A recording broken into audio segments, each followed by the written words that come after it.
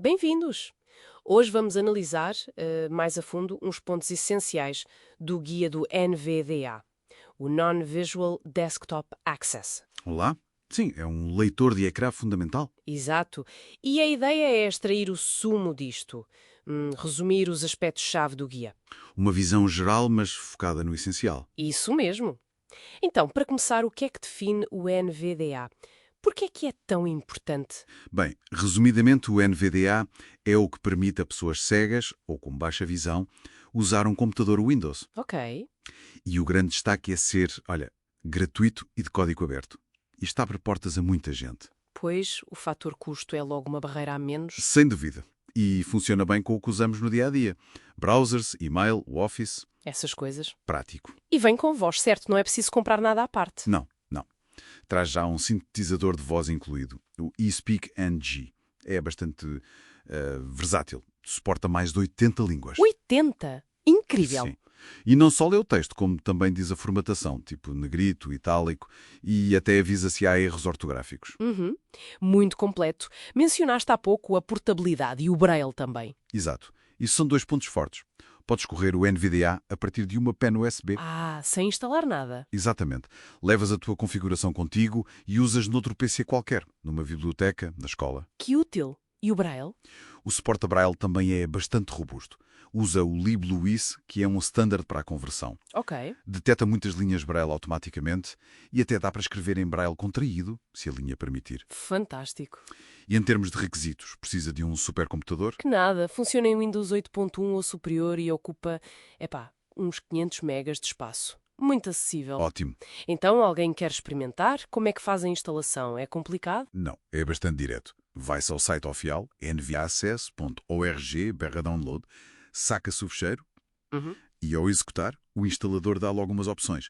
Ou instalar mesmo no PC, ou criar uma cópia portátil. Aquela da pen USB. Essa mesma. Ou então, só experimentar temporariamente sem instalar nada. Mas para uso regular, instalar é o recomendado. E por que dizes isso? Há desvantagens nas outras? Sim, há algumas limitações, principalmente na versão portátil e na temporária. Como, por exemplo? Olha, não arrancam sozinhas com o Windows. Tens de ser tu a iniciá-las. Ok. Depois, podem ter problemas com programas que precisam de privilégios de administrador. E um ponto crucial, não leem os ecrãs seguros. Ecrãs seguros, o que é isso? Tipo o ecrã de login do Windows ou aqueles avisos do UAC, sabes? Aquela janela que pede confirmação para certas ações. O controle de conta do utilizador. Pois, isso é importante. Exato. E também há umas restrições com ecrãs táteis e certas apps da loja Microsoft. Por isso, a versão instalada é mais completa, digamos. Percebido. Faz sentido. E depois de instalado, quais são os comandos básicos para uma pessoa começar? O essencial. Bem, há uns quantos que se usam logo. Para ligar ou reiniciar o NVDA, Ctrl+Alt+N. Ctrl+Alt+N. Ok.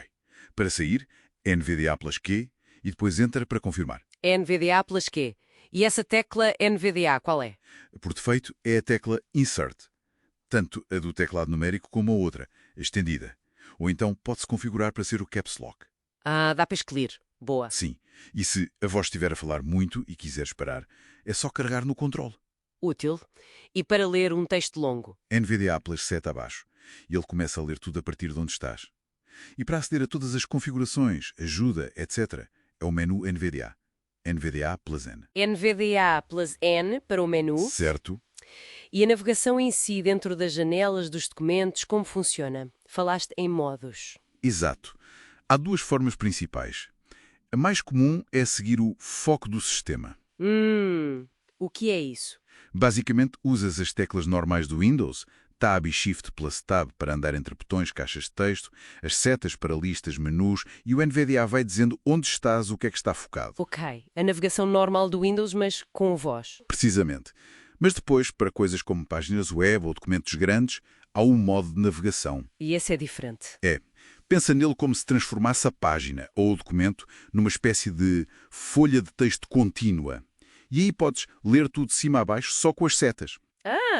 Interessante. Torna a leitura mais linear. Exato. E o melhor é que, neste modo, podes usar teclas de letra única para saltar rapidamente. Como assim? Atalho? Sim. Por exemplo, H salta para o próximo cabeçalho, L para a próxima lista, T para tabelas, K para links, é muito mais rápido para explorar conteúdo complexo. Uau, isso parece mesmo útil para navegar na web. É uma diferença brutal. Depois, quando precisas de interagir, tipo escrever numa caixa, ele costuma mudar sozinho para o modo de foco. Ou podes alternar tu. Muito flexível. E falando em flexibilidade, a personalização, dá para ajustar o NVDA ao gosto de cada um? Imensamente. No menu NVDA, vais a Preferências, depois Configurações, o atalho é NVDA plus Ctrl plus G. NVDA plus Ctrl plus G, ok? E aí, podes mexer em quase tudo. Mudar o sintetizador de voz, NVDA plus Ctrl plus S, ajustar a velocidade, o tom da voz atual, NVDA plus Ctrl plus V. A velocidade é chave. Claro. Configurar a linha Braille, NVDA plus Ctrl plus A, como é que ele anuncia a formatação, enfim, muita coisa. E depois, ainda há os extras, os add-ons. Extras. O que são?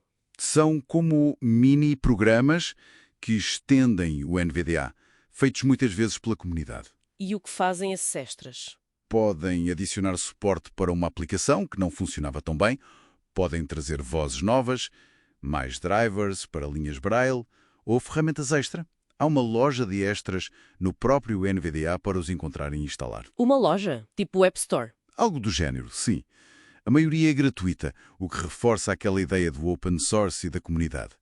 Podes também criar dicionários para ele dizer certas palavras corretamente ou ter perfis diferentes para cada programa. Fantástico. Portanto, resumindo estes capítulos do guia, o NVDA é mesmo uma ferramenta uau! Gratuita, aberta, mas super capaz e adaptável. É isso mesmo. A combinação de ser grátis, portátil, falar tantas línguas, ter bom suporte a Braille e ainda poder ser expandido com extras, torna-o essencial para o acesso ao Windows por muita gente. Deixa mesmo uma marca. Deixa. E talvez fique a reflexão, como é que este modelo, assim, colaborativo, aberto, consegue realmente impulsionar a tecnologia de apoio, criar soluções tão robustas e, mais importante, acessíveis? É um ponto interessante para pensar, sim. A força da comunidade. Exatamente. E para quem quiser aprofundar, o site da NVE Access é, sem dúvida, o ponto de partida.